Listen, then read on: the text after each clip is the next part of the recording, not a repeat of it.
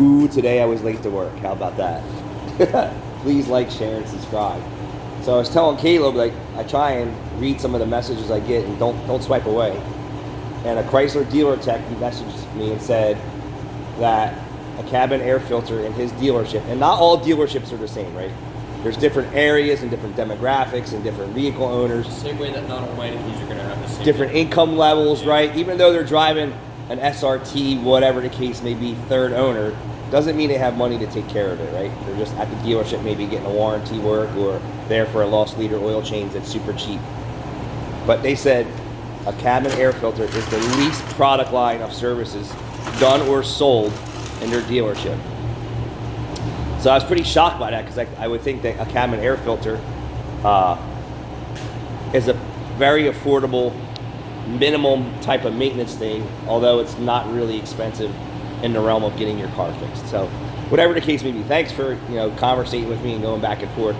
I understand potentially what you're dealing with, and as I was telling Caleb, that when a car comes into our shop, regardless of the mileage of it, if it's due for maintenance services, he shouldn't necessarily have to tell the service writer, based on the mileage of the car, that it's due for maintenance that's missed or skipped.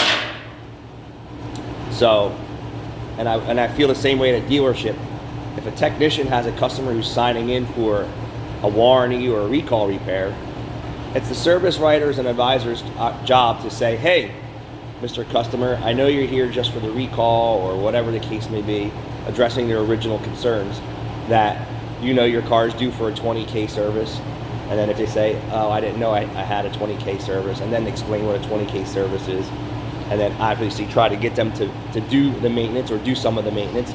But if they don't do all the maintenance, now the 20K winds up being another 20K at 40K, and then they don't get all the services done, and then it starts piling up. Their commission based. The whole point is, it's not. So they're going to be trying to sell everything. Yeah, it's not even selling, right? Yeah. The car. I mean, it's advising. It's advising. It's not selling. That's the difference there. People take the stance and say, oh, they're just trying to upsell me. It's not an upsell. It's both. You're advising the customer the way to maintain your vehicle, which saves them money in the future. Yes. Realistically, it's both. Those stupid little upsells. It's advising you how to make your car healthier, right? So those stupid little upsells that you don't think are important actually affect the quality. I just think the corporate world attached that word or terminology to their team, right? Because it used to be salesmen back in the day. I don't call Rachel a salesman. No, she's a service advisor. I call it she's a customer service advisor. That's her job, service manager. She advises the customers on our findings and anything else we see wrong with the car, and we're just advising. We're just reporters. It has a much more positive connotation. Right. So it's not necessarily now. If you're at a quick lube, my opinion is they're upselling. That's in their language. Yes. So, and when you go to a good shop or a dealership and you think the dealership is good, but it's really not good, right? And that happens. Not every Ford dealership's the same. And I'll give you an example.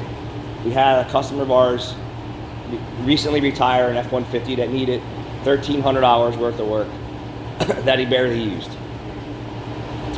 So he said, I'm not going to put any more money into this truck. I'm going to go buy a new truck. Now he's making a car payment. He brought it here for a post-sale inspection. I put it up in the air. He's complaining about the wheels shaking, a couple other concerns. So after I look at the car, I'm like, all right, well, the car needs tire balance. There's no oil sticker. There's no maintenance history. It looks like they just did an oil change and the oil drain plug's leaking. This is all the stuff that their service department missed. This was at a Ford dealership. I bring it in the shop. I shut it off. I go through the rest of my checks. Really couldn't find anything wrong with it. Now it's nearing like 100K. I think it's 70 or almost 100K. I'm like, now we don't know about the tranny. We don't know about the front and rear diffs, the transfer case. There's a lot of ifs on this vehicle that we don't know.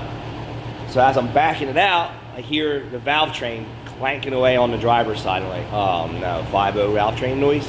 That's not good. So he calls the dealer, says, hey, I took it to my mechanic. I have some personal concerns with the car on top of whatever else that he has advised me to find out from you guys. And the most important thing was the engine making noise on the driver's side, which is the valve train. So they reach into their drawer and they pull out a TSB bulletin and they tell them that it's normal. Yeah, showed it to me yesterday. My brother has a 5.0 that doesn't make that noise. It's not normal, people. So how do they brush you off and stiff arm you? They're like, we know there's an engine problem, but your engine's still running and there's no check engine lights on and you have no low oil warnings. And your engine shouldn't be rattling. But we're going to hand you this piece of paper to back you off of our asses for putting a free engine in your car. So, and then when it eats the camshaft and lifters and rollers and followers, I told him exactly what he should yeah, it's only going to get worse. It's not going to get anything mechanical that's tapping and rattling is only. Think about it as you banging a piece of aluminum, right? If you balled it up, we're just saying aluminum, just to give an example. Put it in a little ball, and then you start tapping it and tapping and tapping it. What happens? It actually starts changing its shape. That's what's going on with your valve train when your engine's rattling. Same thing with the Chrysler 3.6s. If customers actually change their oil every 3,000 to 5,000 miles, but with good quality oil, it wouldn't be eating up rollers that were under-engineered.